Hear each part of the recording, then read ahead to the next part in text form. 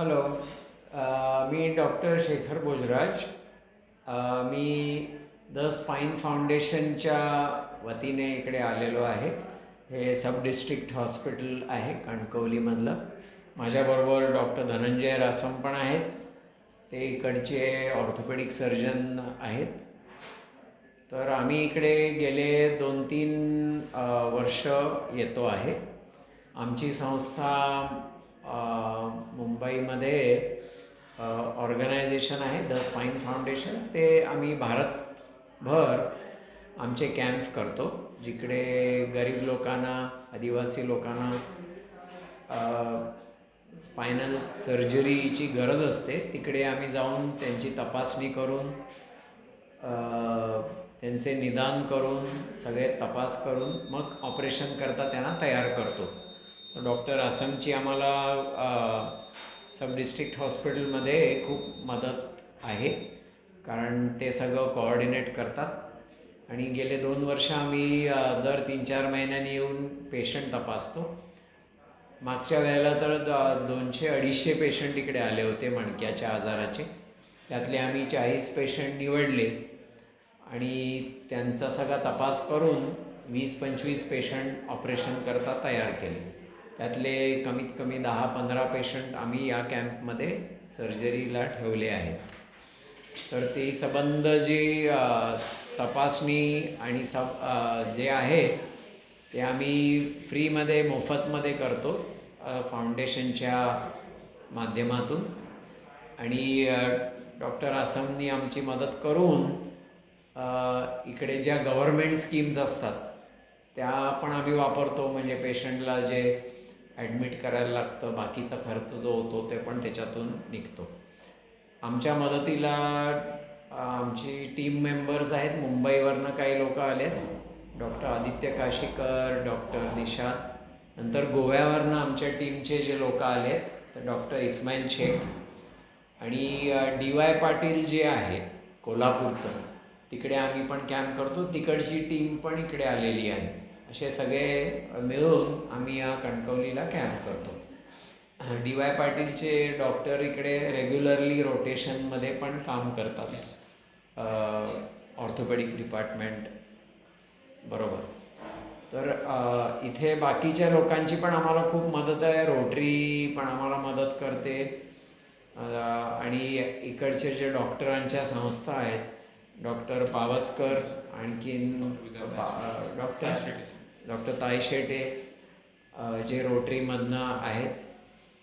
आणि तशा सगळ्या लोकांच्या मदतीने आम्ही कणकवलीच्या एरियामधले गरीब पेशंट्सना फ्रीमध्ये स्पाईन मणक्याच्या आजारावरती इलाज, निदान, तपास आणि शस्त्रक्रिया म्हणजे ऑपरेशन्स करतो.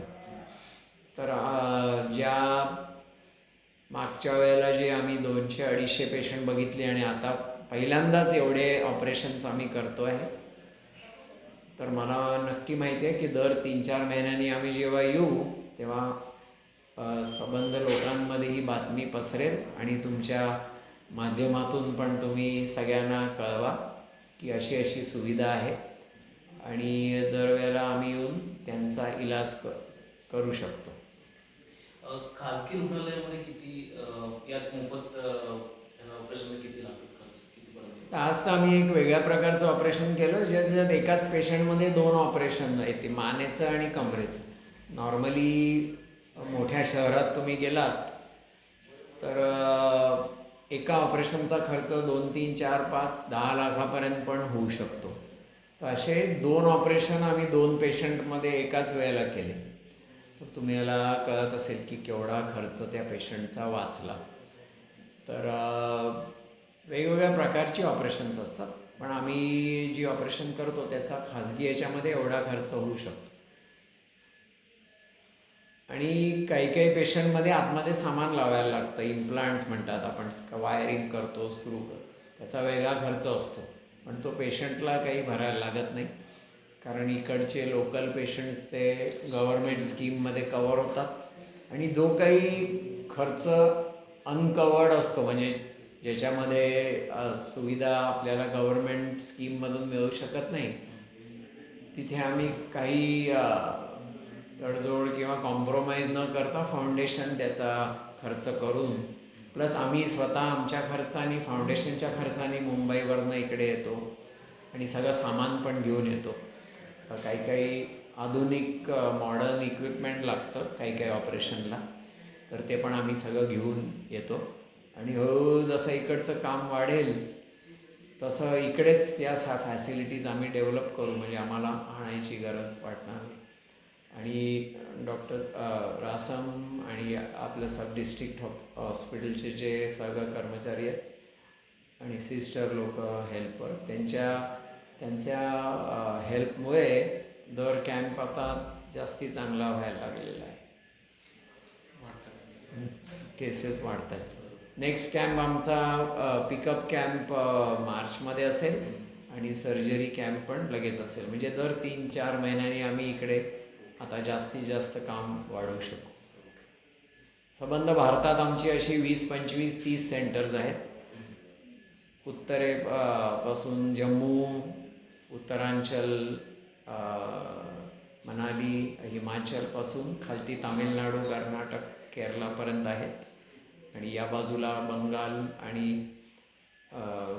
आसाममध्ये आहेत आणि या बाजूला महाराष्ट्रात आहेतच आमची 5-6-7-8 सेंटर्स आणि गुजरातमध्ये पण आहे.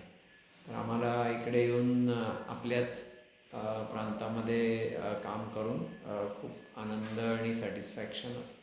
थँक्यू.